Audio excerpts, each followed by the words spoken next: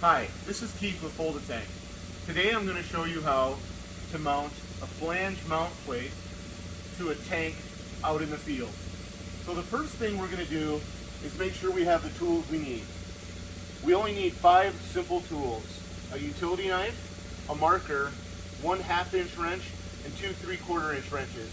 The 1/2-inch wrench is to attach the bracket to the flange mount plate. The 3/4 inch wrenches are to attach the flange to the flange mount plate.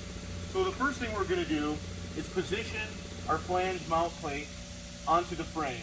You're going to want it to be touching here on the bottom, snug it up, and the next thing we're going to do is use our flange mount plate as a pattern to mark the holes we're going to cut into our liner. So now that we've marked where our holes need to be, we're going to simply remove the flange mount plate, and using our utility knife, we're going to cut away the material. One suggestion I have: rather than cutting these holes out completely for your bolts, just make a slit large enough that your bolts can slide through it.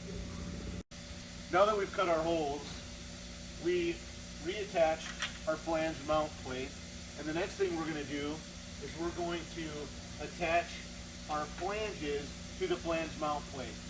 So we're going to start off by putting a gasket both on the inside of the tank and the outside, and the female swivel flange goes on the outside of the flange mount plate, and the male flange with a cap goes on the inside of the flange mount plate on the inside of the tank.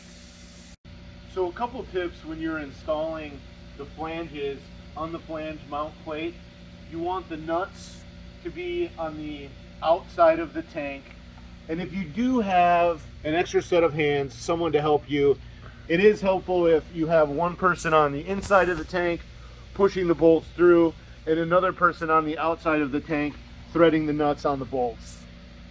So that's how you install a flange mount plate to a tank in the field. Thanks for watching.